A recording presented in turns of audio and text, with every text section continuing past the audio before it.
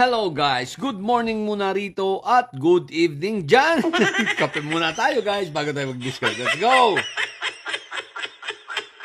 Okay guys, eto isang malaking good news na naman para dito sa 18 Marites. Kasama si Baluga, si Marco Tae at si Auntie Petra. Bakit ka mo ba? Ayan o. Sinampahan na naman sila ng cyber libel nito ni Sentry, syempre. Si Sentry ang tinik sa lalamunan ng mga didilis. Sa tuwing makakapanood ako ng mga ganitong balita, laging ang saya no. Hindi mawala yung saya natin no. Anyway guys, eto na nga. Sinampahan na kasama si Auntie Petra, kasama si Marco Tae, mga senador. Hindi kaya Committee on Ethics ng Senado baka naman tsaka yung mga kababayan natin diyan. Alam nyo guys, pwede na kayong mag-complain. Siguro dapat i-complain na mga ito sa ethics si Marco Tae, lalo na si Auntie Petra dahil sa hindi pagdalo sa mga session. Palagay ko tapos itong mga paninira niya sa kapwa senador, sa kanyang pagla-livestream, no? Sa kanyang pag-online selling.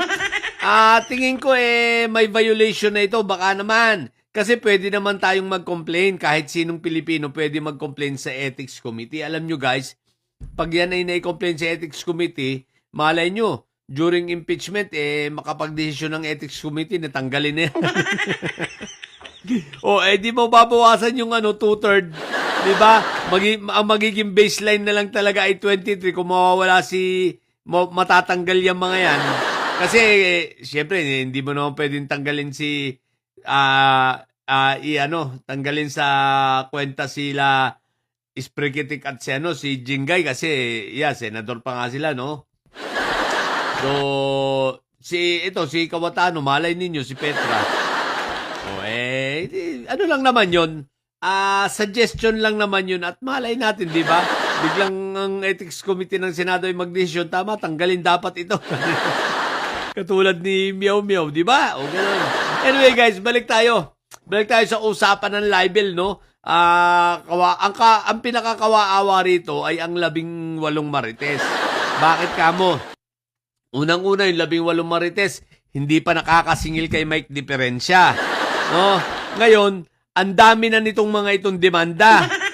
Pag naglabasan ng mga warrant nito, yung 350,000 na dinown sa kanila ni Mike Diferensya ay mauubos lang yon. Diyos ko po, Rudy. Sa dami na ng kaso nila. No, ang tanong ko, how long can they sustain?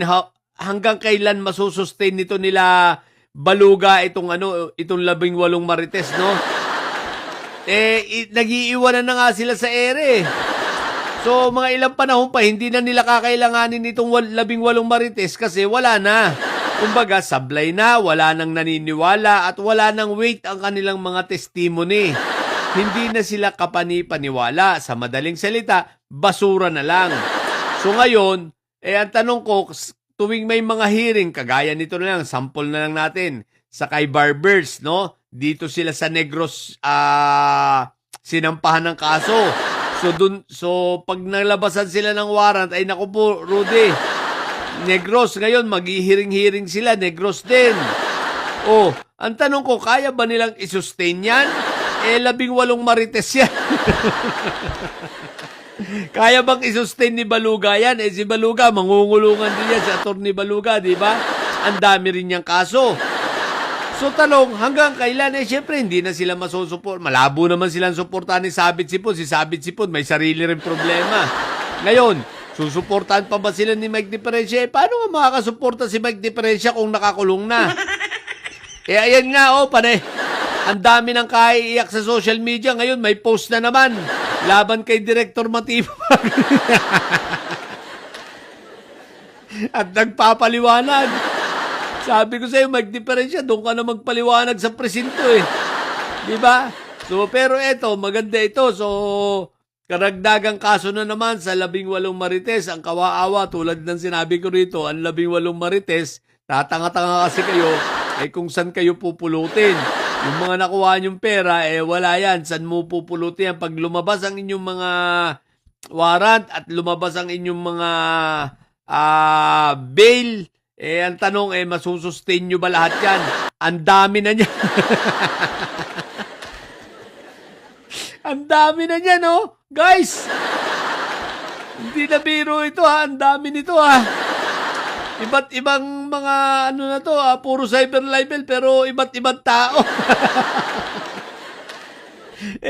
Si nag-aabang pa, si Alvarez yata, di ba? Hindi pa nagdidesisyon. Baka pag sinampahan kayo nun, malamang sa Palawan yun. Oo nga pala, no? Pupunta pa pala kayo ng Marawi. Sabi ko sa inyo, isama nyo na sa maleta yung yung congressman ng ng Babuyan o kaya ng ng Batanes Para sa ganun, tsaka yung congressman ng Apari pala. Isama nyo na para sa ganun mula Apari hanggang Hulo. Kumbaga, itbulaga. O di ba ga, ang mga kaso ninyo, naku, puro di. Tatanga-tanga ito. Good job Sentry good job talaga. So, si Sentry, talaga, hindi na raw siya tatakbo. Talaga mag-focus na lang siya rito sa mga sinampan niyang kaso. Ayan, gusto ko pa naman siya tumakbong presidente, kaya lang, wala yun na. So, kung sino man endorse ni Sentry, at pagdating sa 2028, supportahan ko talaga. Diba? So, good job, Sentry, At least, sige, focus ka na nga lang sa demanda nito mga ito. Alam mo naman na sa'yo pa lang, nag-iiyak na mga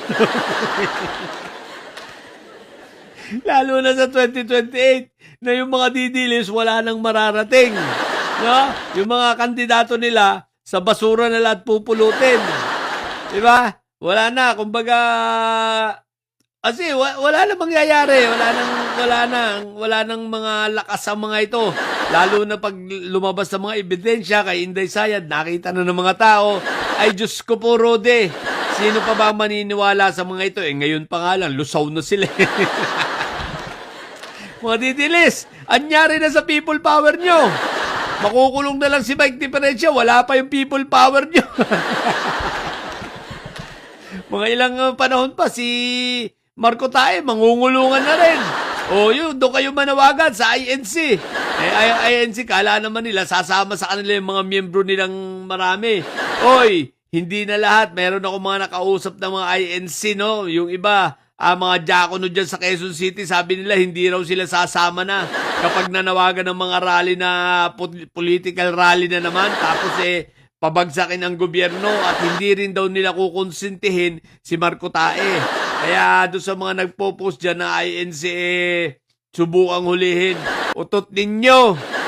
Dami kong kaibigan dyan sa Manggahan, dyan sa Commonwealth, sinabi nila at least itong mga INC ito, maninindigan na doon sila sa tama at kita nila kung labasan ng warrant si Marco Tae at papalag at magrarally-rally sila, hindi sila papayag. Hindi sila sasama. Kasi nga, bakit? Porque senador, hindi pwede labasan ng warrant, hindi pwedeng hulihin. Nagkasala naman, di ba? So, bilib ako dito sa mga kaibigan nating ibang INC na naninindigan sa tama, Kudos sa inyo, Pero doon sa mga, siyempre, pinununin yung pera-pera ang labanan. Wala tayong pakialam dyan. Anyway, yun lang muna. So, again, kudos kay kay Sentry, Talagang ang galing mo. Nagpapaiyak ka na naman. What the heck? Sa mga bobong didilis at may saya dyan.